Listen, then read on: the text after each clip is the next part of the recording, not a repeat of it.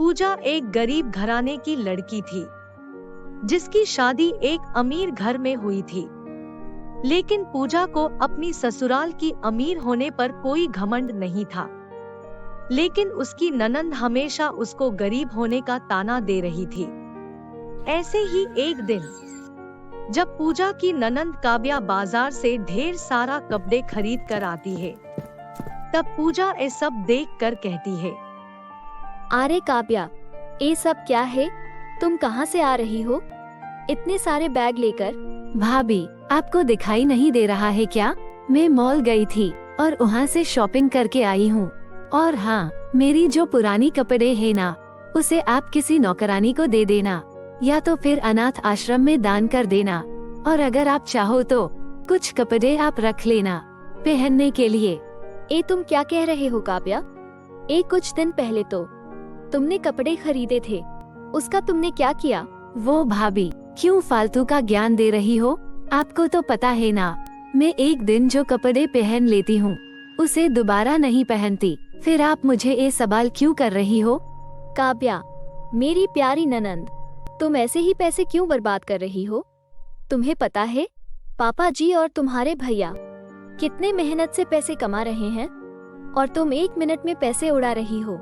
भाभी, मैं अपनी पापा और भैया का पैसे उड़ा रही हूँ। आप कौन होती हो मुझे ये सब कहने वाली? मैं आपकी या आपकी घर वालों की पैसे उड़ा नहीं रही हूँ। अरे मैं तो भूल ही गई थी कि आपके पास और आपकी घर वालों के पास इतनी पैसे कहाँ होगा उड़ाने के लिए। आप तो गरीब घर से आई हो ना, तो आपको कैसे मालूम होगा अमीरों की रहन सहन की बारे में? पता नहीं भाई कैसे आपको पसंद करके लव मैरिज कर लिया। आप जरूर ही उसको कुछ जादू किए होंगे। ए तुम क्या कह रही हो काव्या? माना कि मैं एक गरीब परिवार से हूँ, इसका मतलब ये नहीं कि तुम मेरी साथ साथ मेरी परिवार का भी मजाक उड़ाओगी। अब जो है सो है, सच को कभी बदला नहीं जा सकता। ऐसे भी गरीबों का क्या इज्जत अमीरों के सामने। भगवान करे तुम्हें एक गरीब लड़का ही मिले जिससे तुम्हारी शादी हो, तब जाकर तुम्हें पता चलेगा पैसों की कदर क्या होती है। तब तुम्हें पता चलेगा कि गरीबी क्या होती है और उसका कभी मजाक उड़ाना नहीं चाहिए। अब तुम मैके में हो ना, इसलिए खूब मजा उड़ा रही हो। इतना कहकर पूजा वहाँ से दुखी होकर चली जाती है। ऐसे ही कुछ ही दिन बीत जाते हैं, लेकिन काव्या अपनी पैसों का घमंड नहीं छोड़ती। वो जब चाहे किसी को भी कुछ भी उल्टी सीधी बोलती रहती है। पूजा के साथ साथ अब काव्या की माँ भी काव्या की बेवजह खर्चों से और उसकी बदतमीजी से परेशान हो चुकी होती है। एक दिन काव्या की माँ सूरवी अपनी बहू पूजा से कहती है, बहू, मैं तो काव्या की नादानियों से बहुत ही परेशान हो चुकी हूँ।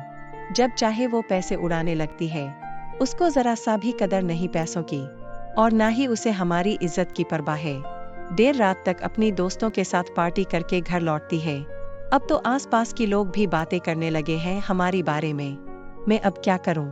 कुछ समझ में नहीं आ रहा है। अब करना क्या होगा मम्मी जी? एक अच्छे से लड़का देखकर काव्या की शादी करवा दीजिए, लेकिन एक अमीर लड़के से नहीं, एक गरीब लड़के के साथ। क्या कहा? गरीब लड़के से? पता भी है कि तू क्या कह रही है? जो लड़की एक दिन में लाखों रुपए उड़ा देती है, वो लड़की एक गरीब से शादी करके उसके घर रह पाएगी? मम्मी जी, आप एक बार शादी करा के तो देखिए। जब काव्या को असली पैसे की कीमत समझ में आएगी, तो वो खुद ब खुद सुधर जाएगी। लेकिन बहू, ऐसा लड़का हमें कहाँ मिलेगा जो तेरी बिगड़ी हुई ननंद की ख्याल रखे और उसको सुधार सके? भला कौन अपनी पैरों में खुद कुल्हाड़ी मारेगा? मम्मी जी, ऐसा एक लड़का है। कौन है? कैसा है? उसका घर परिवार सब बता। मेरा मामा जी का लड़का सूरज। वो पढ़ा लिखा है और एक अच्छा लड़का है, और स्कूल में वो टीचर है। और सबसे अच्छी बात, काव्या ने अभी तक सूरज को देखा नहीं है, लेकिन आपने तो देखा है उसको मेरी शादी में। अगर आप हाँ कहोगे तो मैं शादी की बात मामा जी और सूरज से करूंगी। हाँ, मैंने देखा है सूरज को। अच्छा लड़का है वो, लेकिन उसका भी जिंदगी मुश्किल में ना पड़ जाए काव्या से शादी करके। वो सब आप मुझ पर छोड़ दो, आप बस शादी के लिए हाँ कर दो। पूजा की ये बात सुनकर सूर्वी काव्या की शादी के लिए हाँ कर देती है। और कुछ दिनों के बाद पूजा और सूर्वी काव्या की रिश्ता सूरज के साथ तय कर देते हैं। और काव्या को वो लोग ये नहीं बताते कि सूरज पूजा की मामा का लड़का है और गरीब है। काव्या को बताया जाता है कि लड़का बहुत ही अमीर है और बारात पूजा की घर होकर आने चाहते हैं। अमीर लड़के से शादी करने के बारे में सोचकर काव्या शादी के लिए हाँ कर देती है। कुछ दिनों के बाद काव्या की शादी सूरज से हो जाती है और काव्या विदा होकर सूरज की घर आती है। काव्या अपनी ससुराल को देखकर उसकी होश उड़ जाती है। वो अपने पति सूरज से कहती है, सूरज, हम एक किसके घर आ गए? एक किसकी झोपड़पट्टी है? चलो हम तुम्हारे घर चलते हैं। मुझे यहाँ अच्छा नहीं लग रहा है। यही तो है मेरा घर। मैं पूजा दीदी की मामा का लड़का हूँ और मैं यहाँ रहता हूँ। क्या तुम पूजा भाभी की मामा का लड़का हो? यानी मेरी शादी एक गरीब परिवार से हुई है? ये सब क्या हो गया मेरे साथ? धोखा हुआ है मेरे साथ, धोखा। मैं यहाँ नहीं रहूंगी। मुझे अपनी घर जाना है। मैं इस घर में नहीं रह सकती। ए क्या कह रही हो काव्या तुम? अब तुम मेरी पत्नी हो। अब यही तुम्हारा ससुराल है, चाहे गरीब हो या अमीर। अब जो भी है यही है। अब तुम्हें यही रहना है। तुम मुझे मेरी घर जाने से नहीं रोक सकते। मैं इस झोपड़पट्टी में नहीं रह सकती। मैं अब मेरी घर जा रही हूँ। हमारी आज ही शादी हुई है और तुम इतने ड्रामे कर रही हो? सुनो, तुम मेरी मर्जी के बिना तुम बाहर नहीं जा सकती। भले तुम अमीर परिवार की बेटी हो, लेकिन अब तुम गरीब परिवार की बहू हो, समझी? अब चलो घर के अंदर। मैं यहाँ पर कोई तमाशा देखना नहीं चाहता। चलो। इतना कहकर सूरज काव्या को घर की अंदर ले जाता है। घर की अंदर जाते ही काव्या अपनी माँ को फोन लगाती है और उसे सब कुछ पूछती है, लेकिन सूर्वी काव्या को उसकी शादी गरीब घर में करने का कोई कारण नहीं बताती और फोन काट देती है। फिर उसके बाद काव्या गुस्से में आकर पूजा को कॉल करती है और उसे शादी कराने की वजह पूछती है।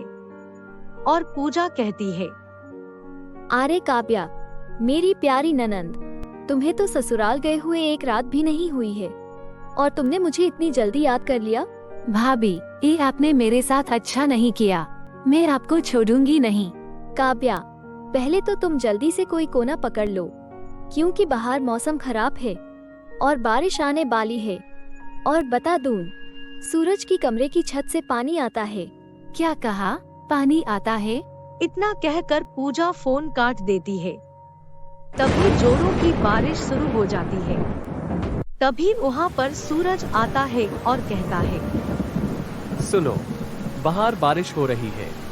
मैं जा रहा हूँ मम्मी की कमरे में सोने। तुम यहाँ आराम से सो जाना। लेकिन यहाँ पानी तो नहीं आता बारिश का। हाँ, मैं बताना तो भूल ही गया। अगर बारिश की पानी यहाँ गिरे तो ये रही पतीला, उसको पकड़कर बैठ जाना, समझी? मैं जा रहा हूँ।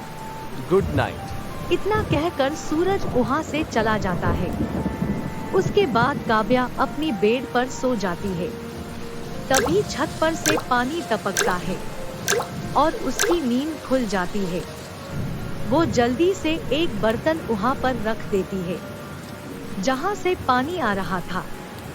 तभी दूसरी जगह से पानी गिरती है और काव्या जल्दी से जाकर वहाँ पर भी बर्तन रखती है। ऐसे ही पूरी रात काव्या परेशान होती है और अगले दिन सुबह कब होता है उसे पता नहीं चलता। सुबह होने पर वो अपने कमरे से बाहर निकलती है और उसकी सास से कहती है, आंटी जी, आपकी घर में कॉफी नहीं मिलता है क्या? बहू, मैं तेरी एंटी नहीं हूँ, सास हूँ तेरी। और ले तेरी कॉफी। मम्मी जी, ये तो कॉफी नहीं है, काला पानी है। हमारे घर में सब यही पीते हैं। तुम्हें अगर ये पीनी है तो पियो, वरना जाकर अपना काम करो। ए भाभी की बच्ची ने तो मुझे कहाँ फंसाया है। मैं छोड़ूंगी नहीं तुम्हें। इतना कहकर वो उस काली पानी को पी जाती है। ऐसे कुछ दिन बीतते हैं। काव्या को अब घर की कामों की आदत लग चुकी थी। वो घर की सारा काम करती थी और तो और उसे अपनी गरीब ससुराल में सोच समझ कर पैसा खर्च करना पड़ता है। ऐसे ही और कुछ दिन बीतते हैं। उसे हर एक चीज का पश्चाताप होता था जो वो शादी से पहले करती थी। पैसे उड़ाना, अपनी भाभी का बात बात पर मजाक उड़ाना, पैसे की घमंड करना, हर एक चीज को याद करके वो अपने आप को दोषी मानती थी। अब वो पूरी तरह बदल चुकी थी। अब वो खुशी खुशी अपनी शादीशुदा जिंदगी को सूरज के साथ आगे बढ़ा रही थी।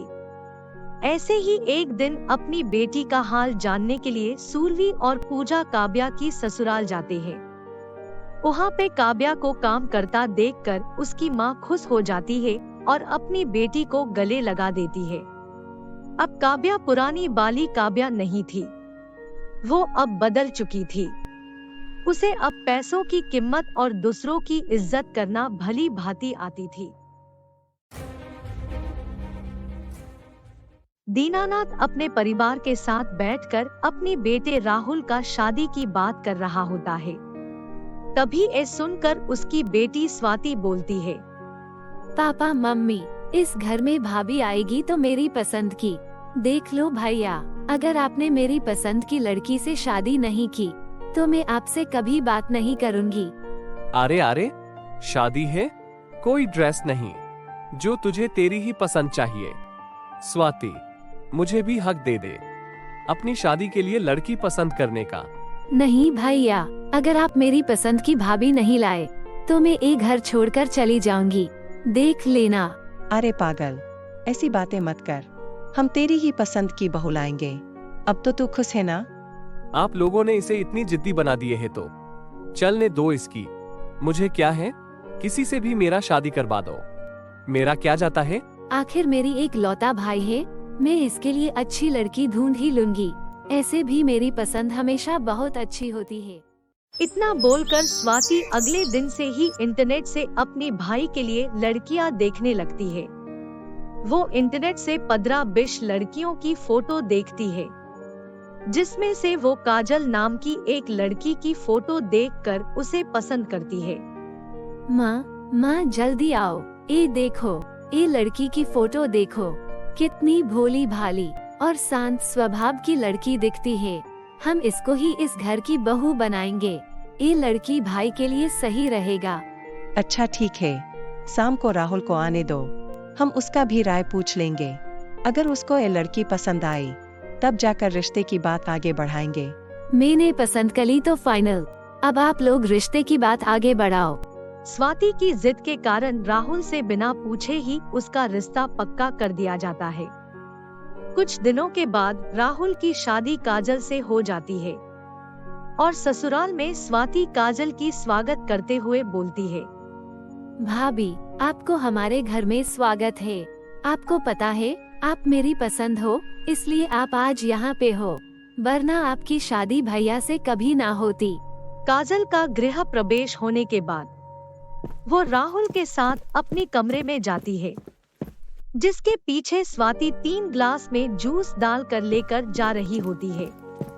तभी उसकी माँ बोलती है, ये जूस कहाँ ले जा रही है? भाई भाभी और अपने लिए। शादी की पहली रात दूध देते हैं, जूस नहीं। मुझे जूस पसंद है, इसलिए वो लोग जूस पियेंगे, दूध नहीं। इतना बोलकर स्वाति अपनी भाभी की कमरे में जाती है। भाभी, ये लो जूस पियो और बताओ आपको खाने में क्या क्या पसंद है? स्वाति, मेरी बहन, ये सब तू सुबह पूछ लेना, अब बहुत रात हो चुकी है, उसको आराम करने दे। स्वाति गुस्से से वहाँ से चली जाती है। अगले दिन नई बहू सबसे पहले उठकर सबके लिए चाय नाश्ता तैयार कर लेती है, जिसके कुछ देर बाद में सब नाश्ते के लिए आते हैं। वहाँ पर अलग अलग के नाश्ता देखकर सब काजल की तारीफ करते हैं। इतने में ही स्वाति चीर कर बोलती है, भाभी, ये क्या बनाया है? इसमें कुछ भी मेरी पसंद का नहीं है, मुझे नहीं खाना कुछ भी इनमें से। स्वाति, मुझे माफ करना, मुझे अब किसी के पसंद के बारे में पता नहीं था, इसलिए मैंने ये सब बना दिया। तो पूछ लेती ना, मुझे मेरी पसंद का खाना खाना पसंद है। स्वाति गुस्से से खाने की टेबल से उठकर चली जाती है। ये देखकर काजल उदास होकर अपने कमरे में चली जाती है। तभी राहुल भी उसके पीछे आ जाता है और बोलता है, काजल, तुम उदास मत हो।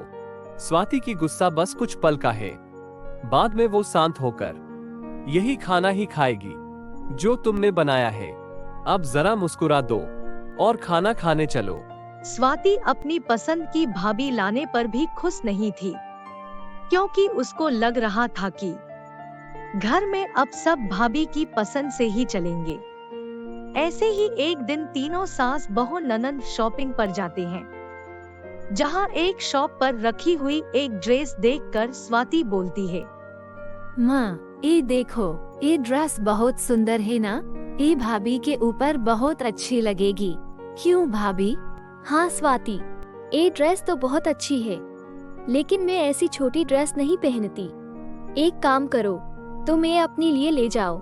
नहीं पहनती तो अब पहन लेना, ऐसे भी मेरी पसंद बहुत अच्छी होती है। नहीं स्वाति, मुझे ये ड्रेस नहीं चाहिए। काजल की ये बात सुनकर स्वाति गुस्से से कहती है, भाभी, आपको ये ड्रेस लेनी ही पड़ेगी, क्योंकि हमारे घर में मेरी पसंद को कोई ना पसंद कभी नहीं करता। और तो और, आप भी मेरी पसंद हो। अगर ऐसे ही ड्रामे करोगी तो भाई को बोलकर आपको आपकी घर छोड़ दूंगी। स्वाति, मैं तुम्हारे घर शादी करके आई हूँ, फिर चाहे मैं तुम्हारी पसंद हूँ या तुम्हारे भाई की हूँ, तो तुम्हारी घर की बहू और वही रहूंगी। बहू, स्वाति की बातों को दिल पे मत लो, वो अब छोटी है, मजाक में बोल रही है। फिर तीनों घर चले आते हैं। रात होते ही राहुल अपनी प्रमोशन की खुशी में सबके लिए गिफ्ट्स लेकर आता है। गिफ्ट्स देखकर स्वाति बहुत ही खुश होती है, लेकिन उसको वो गिफ्ट पसंद नहीं आती जो राहुल उसके लिए लाया था। उसको उसकी भाभी बाला गिफ्ट बहुत पसंद आती है, इसलिए वो राहुल से कहती है, भाई, मुझे ये गिफ्ट पसंद नहीं आई, मुझे भाभी वाला गिफ्ट चाहिए। भाभी को कहकर वो गिफ्ट मुझे दिला दो, प्लीज भाई। वो तेरी भाभी है, तू खुद उससे मांग ले। मैं क्यों दूं अपनी गिफ्ट? मुझे भी मेरी गिफ्ट पसंद है। हाँ, आप अब जानबूझकर ऐसी बोल रही हो। सुबह तो आपको मेरी पसंद की ड्रेस पसंद नहीं आई, अब कैसे पसंद कर रही हो? स्वाति, ये गिफ्ट तुम्हारी पसंद की नहीं है, मेरी पति की पसंद की है, और ऐसे भी ये गिफ्ट मेरी पति ने मेरे लिए लाए हैं, तो मैं तुम्हें क्यों दूं? तुम अपने गिफ्ट खुद रखो ना। काजल की ये बात सुनकर स्वाति गुस्से से आग बबूला हो जाती है और कहती है, भाई देख ले, भाभी को हर बात में मुझे ताने मारने की आदत हो चुकी है, और मेरी पसंद को नापसंद करके अपनी मर्जी चलाने लगी है। मुझे नहीं पता, ये तेरी पसंद है, तू ही इसे निपट। हाँ भाई, माफ कर दे, मान गई। मेरी पसंद भी कभी खराब हो सकती है, लेकिन मुझे ये भाभी अब पसंद नहीं है, मुझे वो अच्छी नहीं लगती। तू इन्हें वापस उनके घर छोड़ा। स्वाति, शादी कोई खेल नहीं होती, और हर बार तू जो बोलेगी वही नहीं होगा। अब से तेरी मर्जी नहीं चलेगी इस घर में। हाँ स्वाति, अब इस घर में बहू की मर्जी चलेगी, यानी मेरी। माँ देखो ना, भाई क्या बोल रहा है। अब मैं क्या ही बोलूं, वो सही बोल रहा है। तू तो भाभी अपनी पसंद की लाई थी ना, अब तू खुद ही परेशान है उससे, तो हम क्या करें इसमें? आप लोग कुछ नहीं कर सकते। इसका मतलब ये है कि मुझे अपनी गलती की पूरी जिंदगी सजा भुगतनी पड़ेगी। अभी तुझे अपनी गलती की सजा नहीं, पसंद की सजा मिलेगी। तू हमेशा अपनी अपनी चलाने लगती है, तेरी कारण मेरी पूरी जिंदगी खराब हो गई। अपने भाई की मुंह से ये बात सुनकर स्वाति की आंखों से आंसू आ जाते हैं। वो दुखी होकर बोलती है, भाई मुझे माफ कर दे, मैंने अपनी मर्जी चलाकर तेरी शादी अपनी पसंद की लड़की से करवा दी, जो हमारे घर के लिए सही नहीं है। मुझे माफ कर दे, आज के बाद मैं कभी भी अपनी पसंद किसी और के ऊपर नहीं थोपूंगी। एग्जैक्टली, यही समझाना चाहते थे हम सब तुम्हें। हम सब का मतलब क्या है? स्वाति, मुझे तुमसे कोई प्रॉब्लम नहीं है। ये सब नाटक इसलिए था ताकि तुम्हें समझ आ जाए कि हमेशा अपनी पसंद दूसरों को थोपना अच्छी आदत नहीं है। एक बार उनकी मर्जी भी जान लेनी चाहिए। हाँ, जैसे कि तूने मेरी शादी की फैसला करने में एक बार भी मुझे नहीं पूछा। तू ये भूल गई कि मुझे उस लड़की के साथ पूरी जिंदगी रहना होगा। वो मेरे लिए ठीक होगी या नहीं? हाँ, ये तो शुक्र है भगवान का कि काजल जैसी सूझी हुई लड़की आई इस घर में। इसने और हम सब ने मिलकर तेरी अपनी अपनी आदत छुड़वाने के लिए ये प्लान बनाया।